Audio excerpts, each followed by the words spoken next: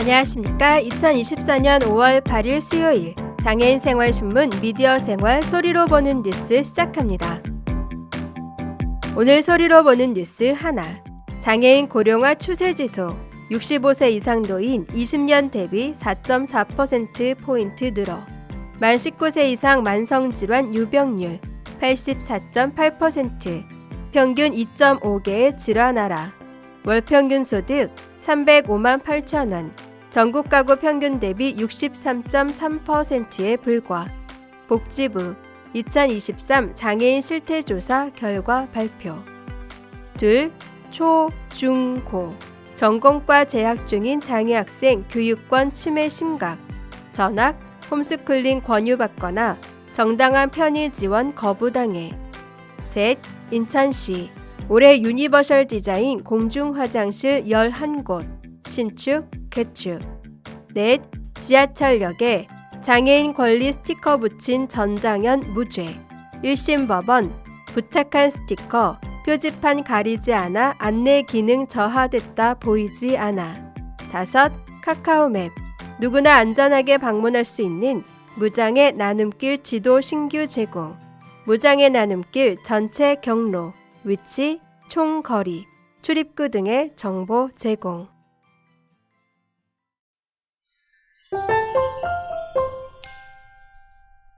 첫 번째 소식입니다.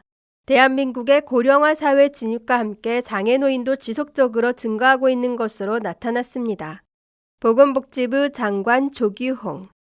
보건복지부는 4월 30일 화요일 장애인의 인구, 건강, 일상생활, 사회경제적 특성, 복지 수요 등에 관해 조사한 2023년 장애인 실태조사 결과를 발표했습니다. 이에 따르면 우리나라 등록 장애인 수는 2023년 5월 말 기준 264만 7천 명이며 고령화 사회로 접어들면서 장애 노인의 지속적인 증가 경향을 보였습니다. 장애 인구 중 65세 이상 노인의 비율은 54.3%로 2020년 49.9%에 비해 4.4%포인트 증가하는 등 고령화 경향이 지속되고 있습니다. 또한 만성질환 유병률과 우울감 경험률 등도 전체 인구에 비해 높아 장애인 건강권의 개선이 시급한 것으로 나타났습니다.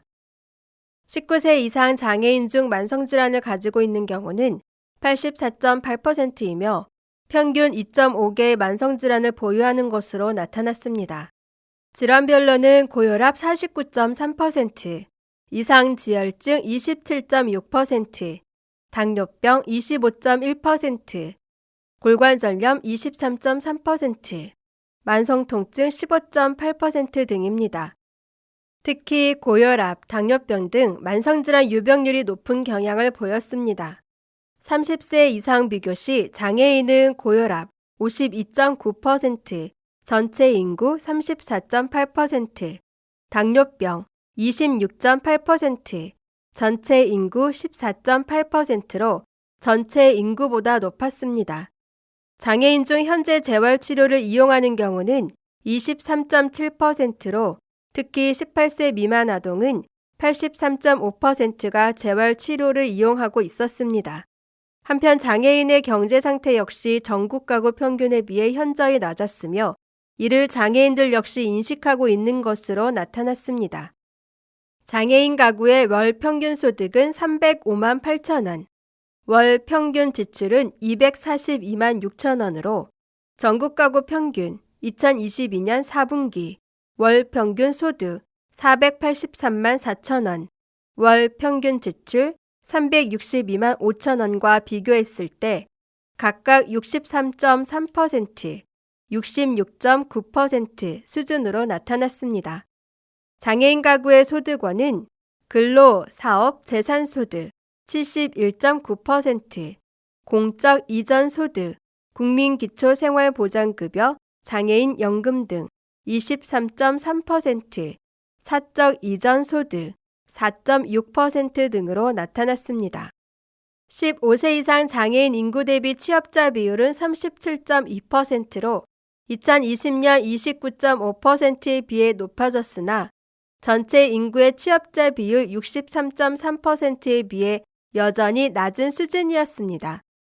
취업 장애인이 일하는 곳은 일반 사업체 49.6%, 자영업 25.3%, 정부 및 관련기관 7.4%, 장애인 보호 작업장, 근로작업장, 표준사업장 3.8% 등으로 나타났습니다.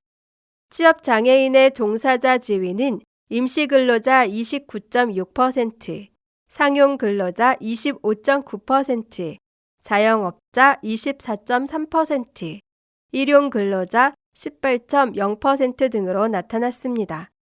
이 같은 장애인의 현 상황을 반영하듯 국가 사회에 가장 우선적으로 요구하는 사항은 소득보장 43.9%, 의료보장 26.9%, 고용보장 7.9%, 주거보장 6.5%, 장애인 건강관리 4.2% 순이었습니다.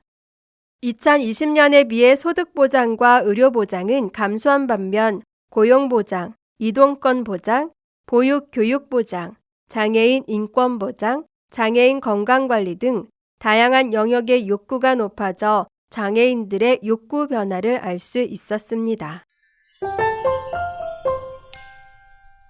다음 소식입니다. 현재 초, 중, 고등학교와 전공과에 재학 중인 장애 학생들의 교육권 침해가 심각한 것으로 조사됐으며 전학을 권유받거나 급식과 공기순환장치 등 정당한 편의 지원을 거부당하는 경우도 있는 것으로 나타났습니다. 장애인 교육아 올다는 지난 4월 25일 이 같은 내용을 담은 학교 인권상담 사례회의를 온라인으로 진행했습니다.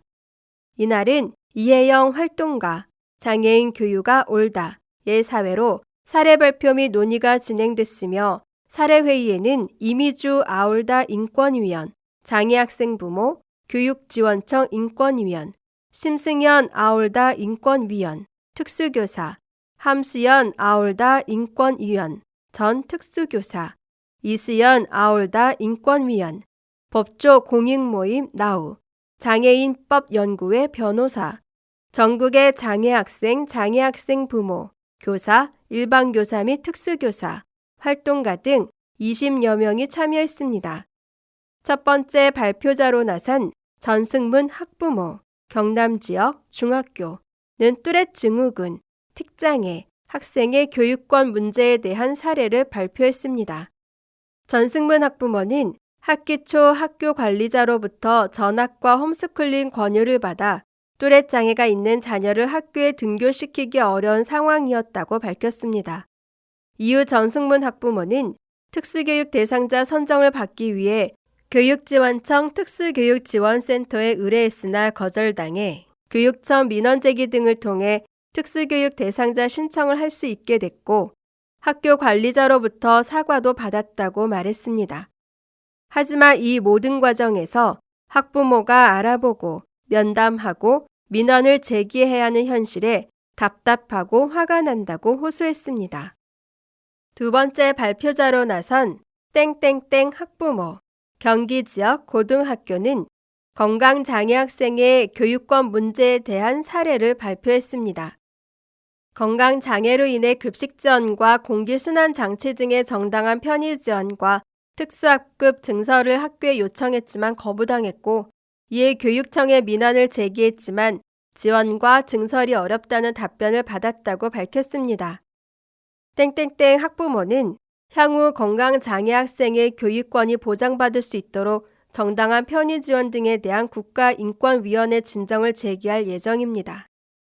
세 번째 발표자로 나선 장누리 학부모, 서울지역 초등학교는 발달장애 학생의 교육권 문제에 대한 사례를 발표했습니다. 학기 초 개별화 교육지원팀의 협의회에서 관련 교과목 교사와 지원 인력이 참석하지 못해 함께 협의할 수 없었으며 공개 수업에서는 정당한 편의 지원이 이루어지지 않아 발달장애 학생이 방치됐다고 밝혔습니다. 또한 통합학급과 특수학급에서 수업이 어떻게 이루어지는지 알 수 없다고 말하며 매주 특수학급 교육활동을 물어보고 요청하는 것이 교권 침해에 해당하는지 고민스럽다고 말했습니다. 마지막 발표자로 나선 백동주 학생, 경남 지역, 특수학교 전공과는 특수학교 전공과에 재학 중이지만 과밀학급과 특수교육 지원 인력 부족으로 인해 방치되고 있는 상황을 이야기했습니다.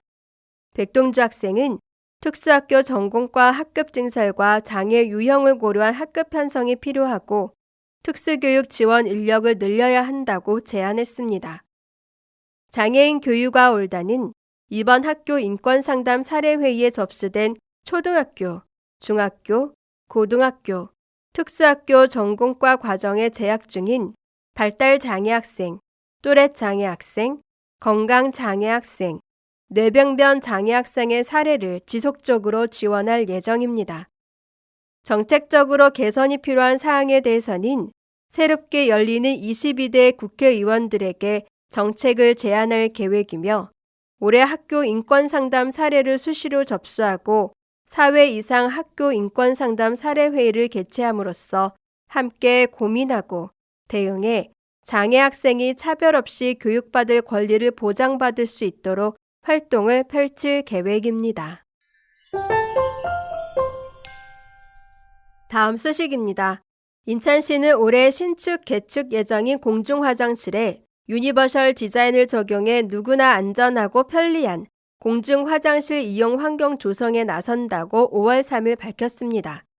유니버셜 디자인은 최근 초고령 사회 도래와 국내 체류 외국인 증가 등 인구 구조 변화에 따라 성별, 나이, 국적, 신체 조건, 장애 유무 등과 관계없이 누구나 이용할 수 있는 환경, 정보, 서비스 등을 실현하는 디자인입니다.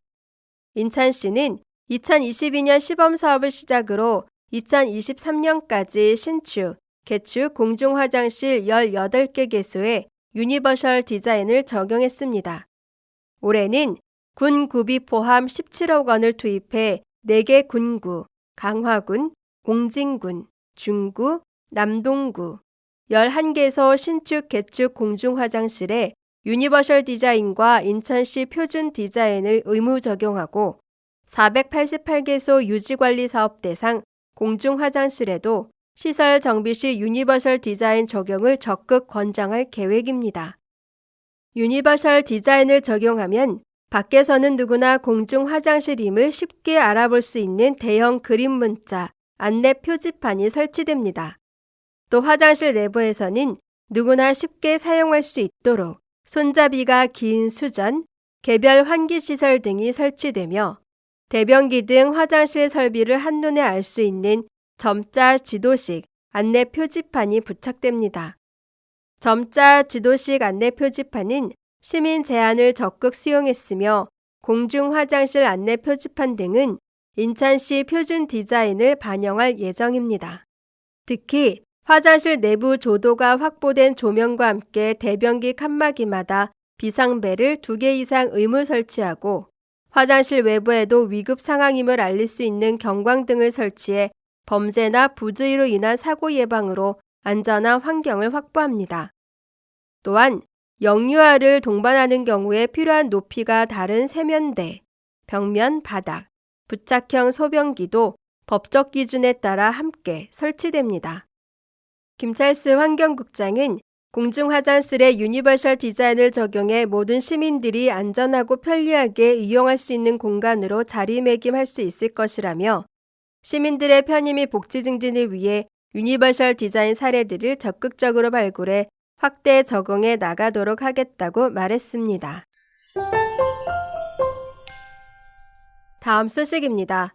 서울 지하철 역사에 장애인 이동권 보장을 촉구하는 스티커를 대량으로 붙인 혐의로 재판에 넘겨진 전국장애인 차별철폐연대 간부들이 무죄를 선고받았습니다.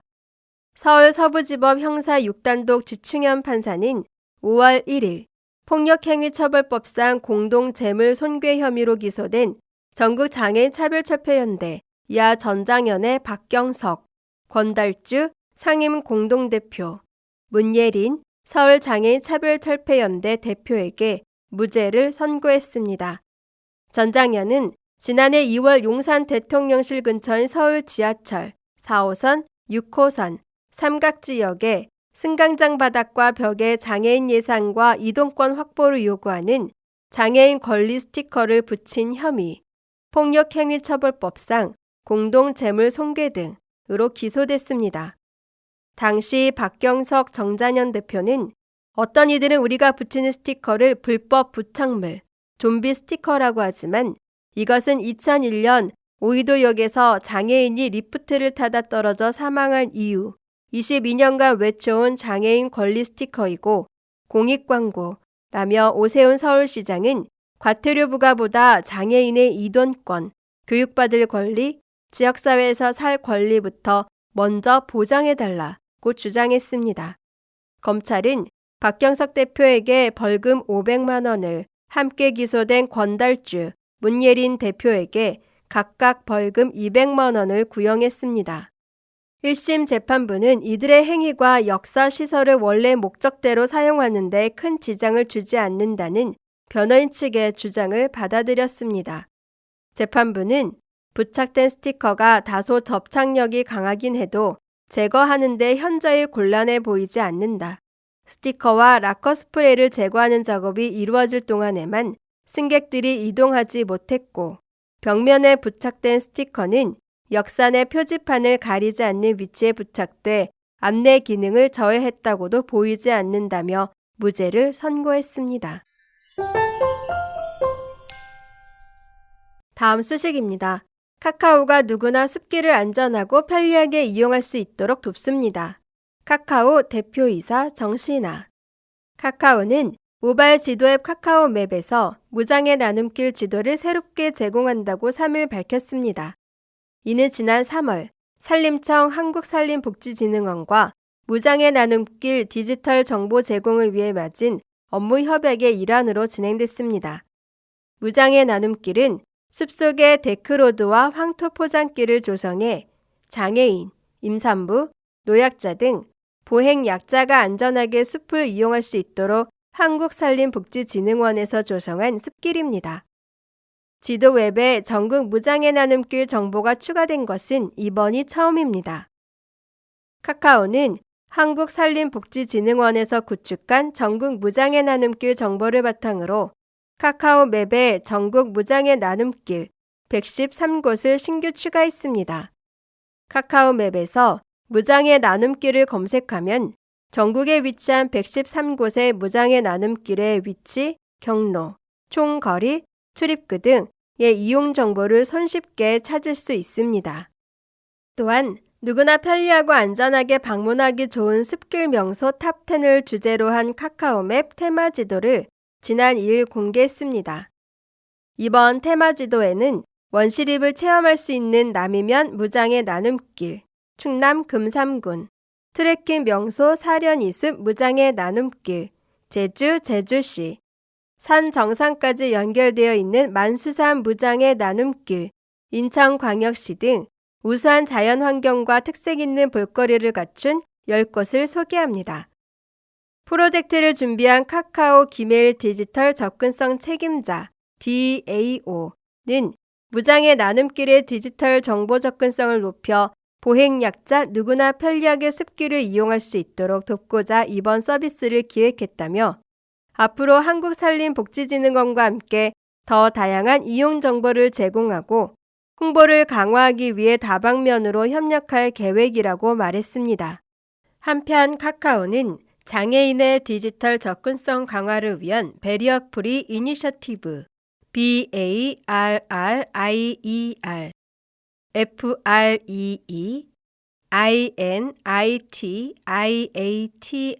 FREEINITIATIVE를 추진하고자 국내 IT 기업에서는 처음으로 DAO 디지털 어세스빌리티 오피서 DIGITAL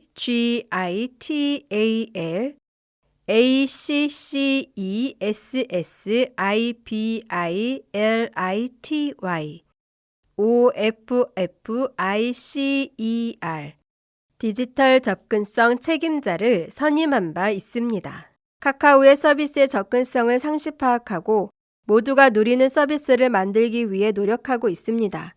이를 통해 카카오 이모티콘 대체 텍스트 지원, 카카오맵 내 지하철 승강장 연단, 단차 등 교통약자를 위한 정보 제공, 다음 채널 이미지 대체 텍스트 기능 적용, 카카오 기업 사이트 및 고객센터 접근성 인증 획득, 고객센터 대체 텍스트 및 소리 없는 영상 안내 문구 제공 등을 진행했으며 지난 장애인의 날에는 장애인 30여 명으로 구성된 카카오 접근성 서포터즈 활동을 시작하기도 했습니다. 지금까지 장애인 생활신문 미디어 생활 소리로 보는 뉴스였습니다. 애청해 주셔서 감사합니다.